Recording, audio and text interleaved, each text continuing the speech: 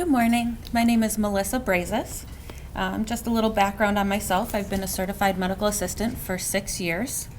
I've spent the last 5 years, I spent 5 years in patient care and then the last year with the Quality Alliance. My co-host this morning is Jessica Johnson. Good morning. I have been a registered nurse with the Cleveland Clinic for about 10 years now. I do have a background strictly in cardiology, and I say strictly because it's my baby, it's my wheelhouse, so I'll help Melissa here with talking to you about blood pressure and heart failure. So today we'll be talking about high blood pressure, or also known as the silent killer. The diagnosis of hypertension is 2 or more elevated blood pressure measurements greater or equal to 140/90 at 2 or more visits. Some little fun facts about high blood pressure in the United States. About 75 million American adults have high blood pressure. That's 1 out of every 3. Only about half of people with high blood pressure have their condition under control. And nearly 1 of 3 American adults has prehypertension, blood pressure numbers that are higher than normal, but not yet in the high blood pressure range. Another fun fact that I found was high blood pressure costs the nation $46 billion each year. This total includes the cost of healthcare services, medications to treat high blood pressure, and missed days of work. Our objectives today will be to understand the difference between primary and secondary hypertension, to list at least 3 modifiable and non-modifiable risk factors for hypertension, to discuss common medications used to treat high blood pressure, and know and understand the ACO and QA measures. Hypertension is a serious condition that can lead to health complications, including coronary heart disease, heart failure, stroke, and kidney failure. The 2 types of hypertension are essential hypertension, which is also known as primary hypertension, and secondary hypertension. Primary hypertension really has no identifiable causes and accounts for 90% of all hypertension cases.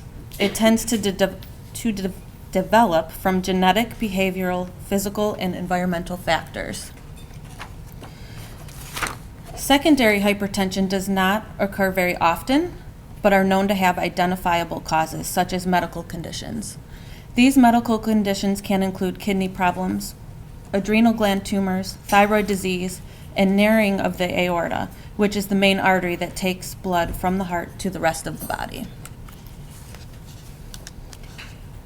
Blood pressure is the force with which blood is pumped from the heart and travels through the major arteries of your body. The top measurement number when performing a blood pressure check is called the systolic pressure. This is the first sound that you hear when taking a blood pressure, which measures the pressure in your blood vessels when your heart beats. The bottom measurement number is called the diastolic pressure. This is the last sound that you hear when taking a blood pressure, which measures the pressure in your blood vessels when your heart rests between beats.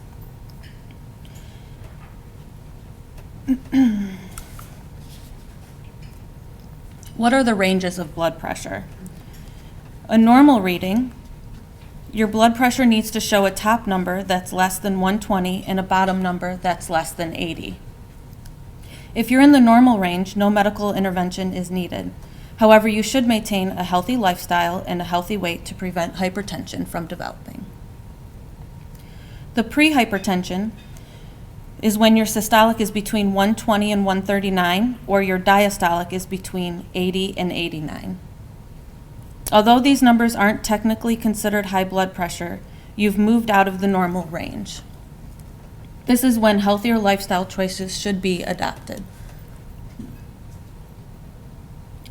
Hypertension stage 1, you'll generally be diagnosed with high blood pressure if your systolic blood pressure reaches between 140 and 159, or the diastolic 90 through 99. Oh, did I read that wrong? Mm-hmm. If your diastolic pressure reaches between 90 and 99, you may be prescribed medications and continue to watch your lifestyle habits. Hypertension stage 2 indicates an even more serious condition. If your blood pressure reading shows a top number of 160 or higher, or a bottom number of 100 or higher, at this stage you may be prescribed one or more medications to keep your blood pressure under control, but you should not rely solely on medications to treat hypertension. Lifestyle habits are just as important. Signs and symptoms.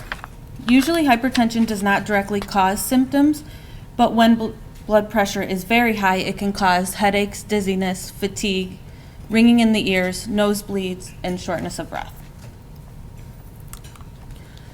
Some non-changeable risk factors. Common hereditary and physical risk factors for high blood pressure can include family history. So if your parents or other close relatives have high blood pressure, there's an increased chance that you'll have it too. Age, the older you are, the more likely you are to get high blood pressure. Gender, until age 45, men are more likely to get high blood pressure than women are. From age 45 to 64, men and women get high blood pressure at the same rates. And at 65 and older, women are more likely to get high blood pressure. And race, African Americans tend to develop high blood pressure more often than people of any other racial background in the United States. Their high blood pressure also tends to occur at younger ages and to be more severe. Some of the changeable risk factors include lack of physical activity. Not getting enough physical activity as part of your lifestyle increases your risk of getting high blood pressure. And physical activity is really great for your heart. Diet, a good nutrition from a variety of sources is critical for your health. A diet that is too high in salt consumption as well as calories, saturated fat, and sugar carries an additional risk of high blood pressure. On the other hand, making healthy food choices can actually help lower your blood pressure. Overweight, carrying too much weight puts on extra strain on your heart that can cause serious health problems. It also includes your risk for cardiovascular disease and diabetes. Alcohol. Regular heavy use of alcohol can cause many health problems, including heart failure, stroke, and irregular heartbeat. It can cause your blood pressure to increase dramatically and can also increase your risk of cancer, obesity, alcoholism, suicide, and accidents. Some testing that can be done, blood or urine tests to check for kidney function. In EKG, also known as an electrocardiogram, to look for irregular heart rhythms and to look for thickening of the heart muscle. In echo or echocardiogram, to look for thickening of the heart muscle. And a chest x-ray to look for enlargement of the heart and fluid buildup in the lungs due to heart failure.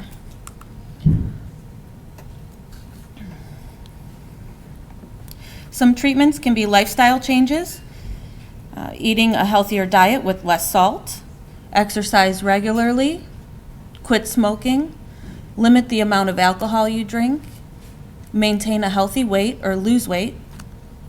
And sometimes lifestyle changes aren't enough, and the physician may prescribe medication, which Ryan, our pharmacist, will be discussing later in the presentation. Some patient education. There are some great patient education handouts on the Cleveland Clinic website, along with the American Heart Association. There is also a new initiative that the Cleveland Clinic has started, and it's called EMI. The website is up here, www.tryemi.com. There is a code that you'll have to enter, and it's CLEVE once you get to the website.